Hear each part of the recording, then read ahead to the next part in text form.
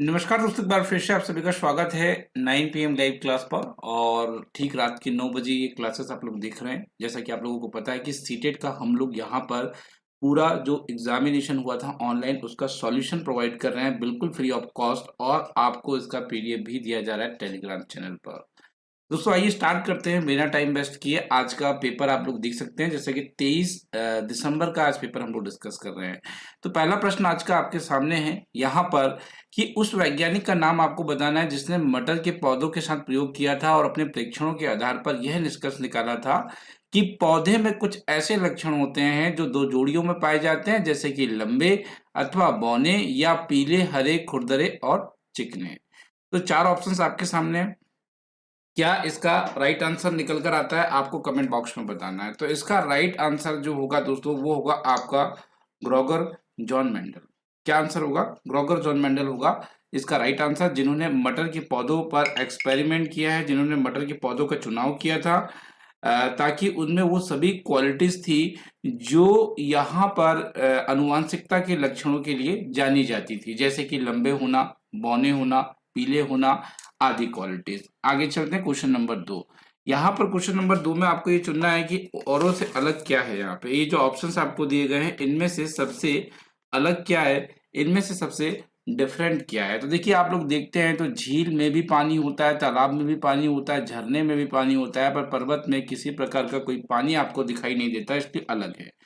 निम्नलिखित में से यहाँ पे चार में से एक भिन्न दिया है, तो भिन्न वाले को आपको चुनना है। फिर से एक बार वही क्वेश्चन यहाँ पर देखेंगे। बस, यहाँ पे तांगा, साइकिल, ये सभी जो होते हैं ये थल में चलने वाले हैं, और जहाज जो होता है ये पानी में चलता है, इसलिए बिल्कुल अलग है। कर्नाटक में किसानों के द्वारा खेतों की मिट्टी को खोदकर नरम बनाने के लिए कौन सा औजार इस्तेमाल किया जाता है? देखिए मुख्यतः बात करना है कर्नाटक की। तो कर्नाटक के जो किसान होते हैं मुख्यतः ये खूंटी का इस्तेमाल करते हैं। किसका इस्तेमाल करते हैं? खूंटी का इस्तेमाल करते हैं, ये मिट्टी को खोदकर नरम बनाने के लिए। आगे चलते हैं, यहाँ पर कॉलम 1 और कॉलम 2 दिए गए हैं, इनका आपको मिलान करना है। देखिए ये उल्लू वाला जो प्रश्न है ये सीटेट की परीक्षाओं में बहुत ज्यादा पूछा गया, आप भी इस बात को जानते हैं। 65 नंबर का क्वेश्चन है, आइए इसे मिलाते हैं। देखिए उल्लू के बारे में हम बात करेंगे। सबसे पहले पक्षी जिसके सामने की ओर आंखें होती है तो वो उल्लू ही होता है। आप कह सकते हैं कि मनुष्यों की तरह आंखें हैं। आप कह सकते हैं यहाँ पर कि ये आंखें जो हैं एक्चुअली दोनों सामने होती है। मेरे हिसाब से यहाँ नंबरिंग रॉन्ग हो गई है, टाइपर ने यहाँ पे मिस्टेक की। चलिए कोई बात नहीं, फिर भी हम देखते हैं। हम बाज की बात करेंगे तो ये हमसे 17 घंटे उल्टा लटक कर सोता है बाज। मतलब पहला ऑप्शन इनके अकॉर्डिंग फोर्थ है और दूसरा ऑप्शन आपका यहाँ पे सेकंड है। और इसके बाद अगर हम बात करें स्लॉथ की, तो स्लॉथ जो होता है यहाँ पर, सॉरी फॉर दैट गाइस, बाज के लिए ये होगा, मैंने गलत टिक कर दिया। पहला ऑप्शन होगा कि हमसे 4 गुना अधिक देखने वाला पक्षी है। स्लॉथ के बारे में ये ऑप्शन नंबर 3 होगा। मतलब हमारा फोर्थ है, 1 है, और उसके बाद अगर हम लोग देख रहे हैं यहाँ पे तो स्लॉथ के लिए जो फोर्थ का है वो एक्चुअली सेकंड है। चलो उसको छोड़ते हैं। अभी अभी हमारे पास बचा रेशम कीट। तो रेशम कीट के लिए सही मिलान होगा फिफ्थ वाला, अपनी मादा की गंध को कई किलोमीटर दूर से पहचान लेता है। पर यहाँ पे एक ऑप्शन नंबर थर्ड है जो मिसिंग है। बस एक कारण यही है कि इसके कारण मैं यहाँ ऑप्शन नहीं चुन पा रहा हूँ, पर आपको जो यहाँ टिक लगा के बताया गया बिल्कुल सही है। अगला क्वेश्चन देखते हैं ये क्या कहता है। यहाँ पर निम्नलिखित में से किसे हमारे देश में आने वाले व्यापारी दक्षिण अमेरिका से हमारे देश लेकर आए थे? 66। तो आप जानते हैं दक्षिण अमेरिका के जो पुर्तगाली व्यापारी थे ये सबसे ज्यादा प्रसिद्ध चीज लेकर आए थे जिसका नाम है मिर्च। अब मिर्च का ऑप्शन यहाँ पर नहीं है। अब यहाँ बंद गोभी का है, टमाटर का है, भिंडी का है, तो यहाँ राइट आंसर होगा टमाटर। टमाटर जो था ना वो दक्षिण अमेरिका के लोग भारत लेकर आए थे, ये याद रखिएगा। आपका शहर एक्स पे स्थित है और आप 7:30 में चलना चालू करते हैं और आप इतने बजे पहुंच जाते हैं और किलोमीटर आप 540 का चल रहे हो। तो आपको चाल निकालना है। क्या निकालना है? चाल निकालना है। तो इसके लिए आपको चाल का फॉर्मूला पता होना चाहिए। स्पीड इक्वल से डिस्टेंस अपॉन टाइम होता है चाल का फॉर्मूला। ये क्लियर है? अब आपको यहाँ पे कोई डे नहीं दिया है, केवल यहाँ एक ही दिन का समय दिया कि इतने बजे चलिए और इतने बजे खत्म हो गई। तो यहाँ 24 से आपको माइनस करने की जरूरत नहीं होती है। ऐसे प्रश्नों में आपको इस वाले टाइम को इस वाले टाइम से माइनस करना होगा। तो चलिए आइए करते हैं। तो यहाँ अगर मैं इससे माइनस करूं दोस्तों तो ये 30 में से 30 जाएगा तो 0 हो जाता है ये। अगर इसमें से मैं 7 माइनस करने जाता हूँ यहाँ पर तो मेरे पास आ रहा है निकल कर लगभग अगर आप देखेंगे 15 घंटे के आसपास का समय निकल कर आ रहा है। कितने घंटे का निकल कर आ रहा है? 15 घंटे का समय निकल कर आ रहा है। तो चलिए, टाइम मेरे पास 15 घंटे है और यहाँ पर मैं देख पा रहा हूँ ये मेरे पास, यहाँ अगर आप देखेंगे तो 540 का मेरे पास डिस्टेंस है। चलिए आइए इसे डिवाइड करके देखते हैं क्या हम लोग इसमें राइट आंसर तक पहुंच पा रहे हैं। यानी 15 का करते हैं तो 15, 30 और 15 का 3 बार में कितना होता है? 45 हो जाता है दोस्तों। अब 15 का 3 बार में तो 45 हो गया। अब यहाँ कितना बचा दोस्तों? यहाँ आपका बच रहा होगा 45 से अगर आप यहाँ पे माइनस करेंगे तो लगभग 9 के बाद आसपास बचेगा। तो 15 का 6 बार आप करते हो तो ये कितना बचता है आपके पास? 90 के आसपास आता है, मतलब 15 6 90 होता है। तो यहाँ 36 किलोमीटर पर आवर्स का आंसर निकल कर आ रहा है। देखिए बच्चा जल्दबाजी में इतने ही सॉल्व करता है और ऑप्शन नंबर 1 लगा के आ जाएगा, तो आंसर यहाँ पे गलत हो जाएगा, 1 नंबर उसको नहीं मिलेगा। क्यों नहीं मिलेगा? क्योंकि यहाँ किलोमीटर की बात है और आंसर में मीटर पर सेकंड की बात है, तो इस वाले आंसर को हमें मीटर पर सेकंड में लेकर जाना पड़ेगा। तो उसके लिए बहुत ही आसान है। 36 का अगर आपको कभी भी किलोमीटर का मीटर में लेकर जाना है ना, तो 5/18 से आप मल्टीप्लाई कर दिया करो, बस खत्म हो जाता है। अगर मैं करता हूँ तो यहाँ 2 बार में जाएगा, 5 का 2 में करूंगा तो 10 मीटर पर सेकंड आ जाएगा। मेरे हिसाब से ये आंसर सभी को बन गया होगा और ऑप्शन नंबर डी यहाँ पे सही है, ना कि ए। चलिए एक बार अगर समझ में आ गया है तो वीडियो को लाइक करें।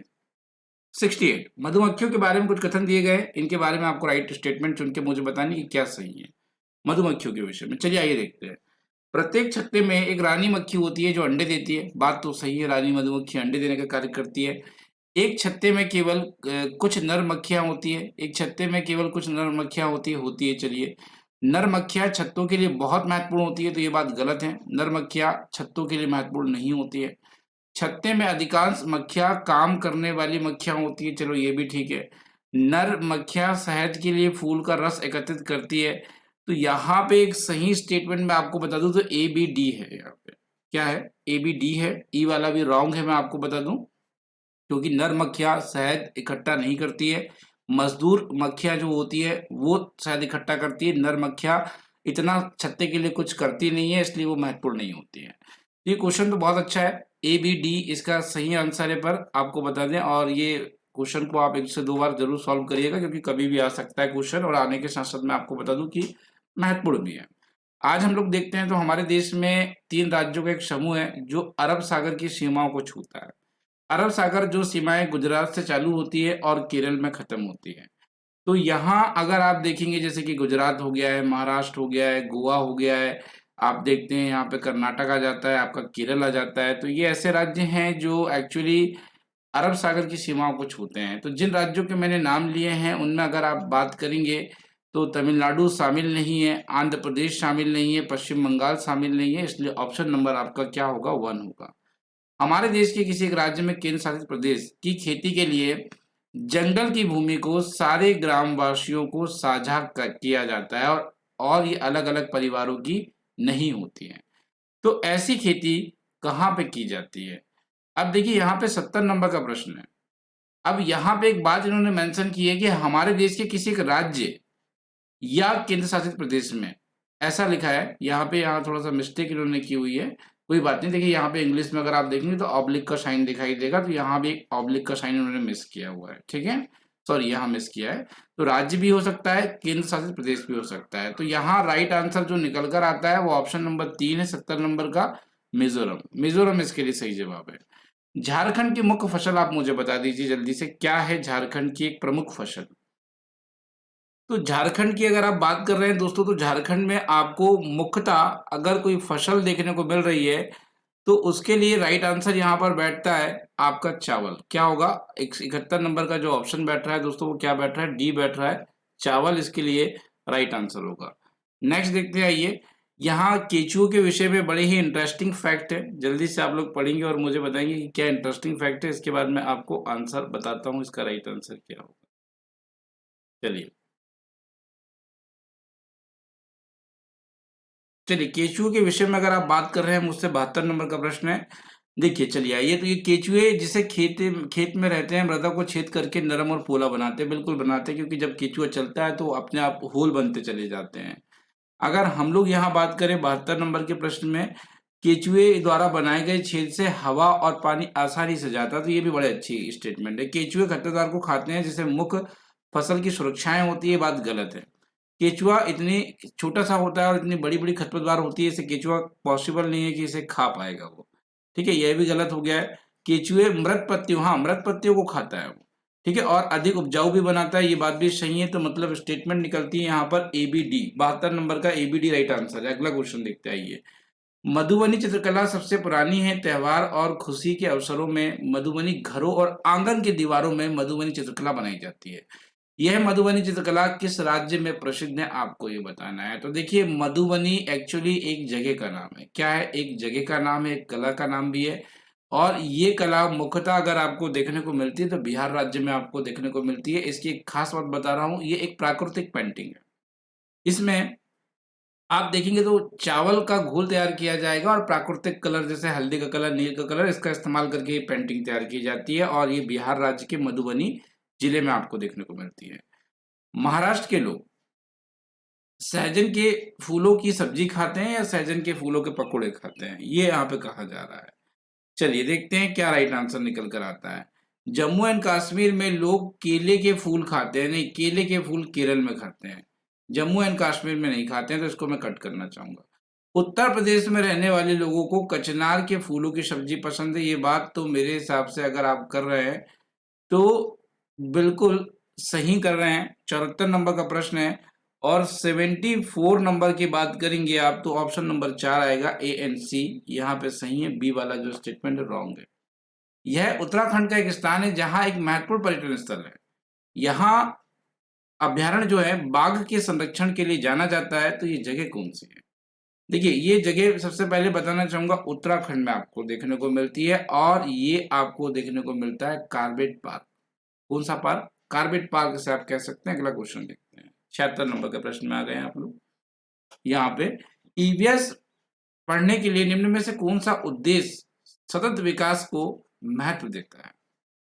ये कहता है, देखिए, समान न्याय, शांति, मानव अधिकार, मर्यादा और सम्मान के विषयों की समालोचना करना, तकनीकी और गुणवत्ता कौशल का विकास करना, बच्चों को अन्वेषण क्रियाकलापों में लगाना, डिजाइन और संरचना के कौशलों पर बल देना। तो यहाँ अगर आप बात करेंगे तो तकनीकी गुणवत्ता, बच्चों के लिए अन्वेषण क्रियाकलाप, ये बहुत अच्छी बात थी। पर देखिए यहाँ पे सतत सतत विकास की बात की जा रही 76 नंबर के प्रश्न में, तो सबसे बेहतर ऑप्शन यहाँ पे 1 है।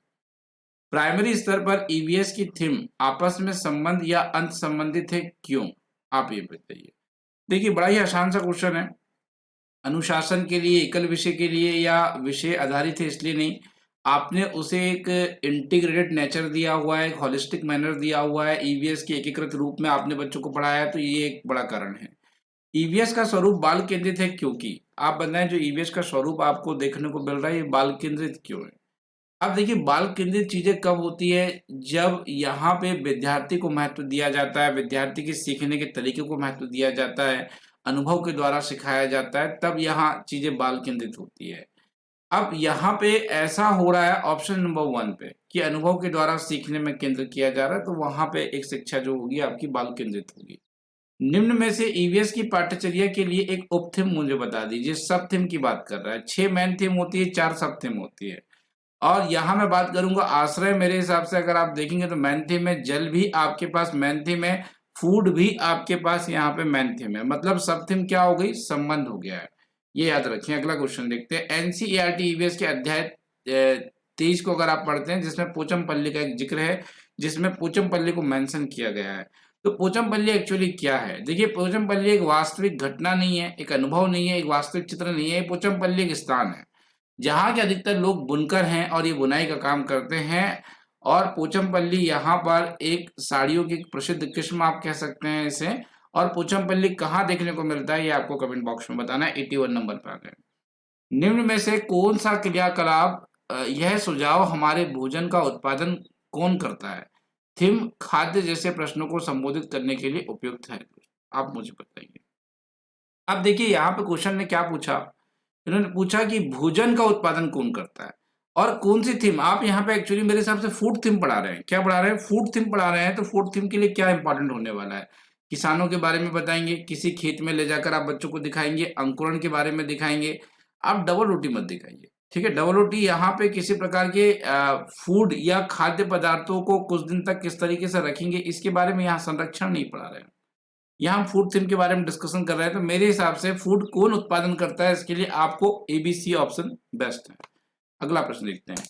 EVS में प्रामाणिक एवं अर्थपूर्ण सीखने के लिए क्षेत्र भ्रमण और माध्यम से शिक्षक में निम्न में उपयोग करेगा। अब देखिए, इन्वायरमेंटल स्टडी आप पढ़ा रहे हैं, एक प्रामाणिक तरीके से पढ़ाना चाहते हैं, एक अर्थपूर्ण तरीके से पढ़ाना चाहते हैं, जिसके लिए आपने क्षेत्र भ्रमण के माध्यम का उपयोग कर रहे हो। तो इसके लिए बेहतर क्या होगा, आप मुझे बताएं। 82 की बात करें हम, 1 ऑप्शन होगा। यहाँ अगर आप बात कर रहे हैं तो असंरचनात्मक कार्य आप मत दीजिए, आप संरचनात्मक कार्य पत्रक दीजिए, भ्रमण में लेकर जाइए, छात्रों के समूह का एक नेता का गठन कर लीजिए, ये ऑप्शंस बढ़िया है। आगे चलते 83 नंबर में, NCERT की कक्षा 5 में EVS की पाठ्य पुस्तक के अध्ययन में मेंडल की कहानी का उद्देश्य क्या रहा है। आपने देखा है जॉन ग्रॉगर मेंडल नाम है इनका, और एक्चुअली इनका एक स्टोरी आपको देखने को मिलता है NCERT बुक में। तो ये स्टोरी किसके ऊपर बेस्ड है ये आपको बतानी है। देखिए, ये अनुवांशिकता के सिद्धांतों को प्रस्तुत करती है, ऑप्शन ए कहता है। और ऑप्शन बी कहता है कि ये व्यक्तिगत पहचान के लिए किसी परिवार से प्राप्त वंशानुगत गुणों से बनती है और उसमें केंद्रित करती है। वैज्ञानिक प्रयोगों के लिए विद्यार्थियों को प्रेरित करती है। विज्ञान के सतत परिश्रम की विशेषताओं को केंद्रित करती है। 83 नंबर का प्रश्न है, आप लोग देख पा रहे हैं यहाँ पे, एक मिनट गई चेक कर लें। 83 नंबर का प्रश्न है, इसका राइट आंसर जो एक्चुअली बोर्ड ने लिया है वो दूसरा विकल्प लिया है। पर ये कहीं ना कहीं अनुवांशिकता के सिद्धांतों को तो प्रस्तुत नहीं करती है, पर अनुवांशिकता को जरूर प्रस्तुत करती है, ये आपको बताना चाहूंगा। यहाँ पर संरचनात्मक आकलन की तकनीक का चुनाव कीजिए, रचनात्मक आकलन की तकनीकों का चुनाव कीजिए। बात कर रहा है फॉर्मेटिव असेसमेंट आप किसके द्वारा करते हैं। जब आप बात करते हैं फॉर्मेटिव असेसमेंट की, तो आप यहाँ पे सहपाठी आकलन पेयर असेसमेंट के द्वारा रचनात्मक आकलन करेंगे, सबसे बेहतर रहेगा। याद रखें इस चीज को। निम्नलिखित में से कौन सा उपकरण अवलोकन की तकनीक पर आधारित होता है। 85 नंबर का प्रश्न है, जवाब क्या होगा, पोर्टफोलियो। जवाब क्या होगा, पोर्टफोलियो। विद्यार्थी किस प्रकार की EVS में सीख रहे हैं, इसका आकलन करने के लिए निम्न में से कौन सा सूचक उपयोग किया जाता है। 86 नंबर का प्रश्न है, जवाब आपको देना है ए, विचार विमर्श। विचार विमर्श इसके लिए सबसे बेहतर रहेगा। निम्नलिखित में से पर्यावरण अध्ययन की कक्षा में शिक्षक के लिए आसान है। 87, अगर आप 87 की बात कर रहे हैं मुझसे, तो देखिए यहाँ पर एक पर्यावरण अध्ययन में शिक्षक के लिए क्या आसान है। ये क्वेश्चन बहुत अच्छा है, मैं आपको बता दूं। विद्यार्थियों को व्यस्त रखना आसान नहीं है, सीखने के अवसर देना आसान नहीं है, विचारों को महत्व देना आसान नहीं है, यहाँ किसी प्रकार की सूचना बच्चों को महज देना, ये सबसे ज्यादा आसान है। आपको बता दें, निम्नलिखित में से क्या पर्यावरण अध्ययन में सीखने का प्रभावशाली संसाधन है। इसमें कई बार बात कर चुके हैं, किस्से और कहानियां। किस्से और कहानियां से ज्यादा इफेक्टिव कोई नहीं है एनवायरमेंटल स्टडीज में। निम्नलिखित में से क्या पर्यावरण अध्ययन की कक्षा में विद्यार्थियों द्वारा पसंद किया जाएगा, आप मुझे बताएं। तो विद्यार्थियों के द्वारा जो पसंद किया जाएगा, मेरे हिसाब से गृह कार्य विद्यार्थी बिल्कुल पसंद नहीं करता, पाठ का सारांश नहीं करता, अकेले अकेले काम करना बिल्कुल पसंद नहीं करता। तो चित्रकला और शिल्पकला वो भी समूह में बहुत ज्यादा पसंद करेगा। पर्यावरण अध्ययन की कक्षा में विद्यार्थियों को अवसर मिलता है, तो किस चीज का अवसर मिलना चाहिए, आप मुझे बताएं। तो उन्हें अवसर मिलना चाहिए परिभाषा देने का, अवधारणा का या वर्णन करने का नहीं, उन्हें अवसर मिलना चाहिए प्रश्न पूछने का। दोस्तों, अगर वीडियो पसंद आया हो तो वीडियो को लाइक जरूर किया करो। लाइक से हमारा मोटिवेशन मिलता है। और वीडियो को लाइक और दोस्तों तक आप चैनल को सब्सक्राइब करें और अपने मित्रों तक इस वीडियो को शेयर करें। आज के लिए इतना ही, नेटवर्क प्रॉब्लम थी इसलिए ये वीडियो आपको प्री अपलोड करके हमें देना पड़ रहा है। चलिए, कोई बात नहीं। Thank you so much everyone to watching this video. आप लोगों से मुलाकात करता हूं मैं कल यहीं पे ठीक रात 9 बजे। आज के लिए इतना ही।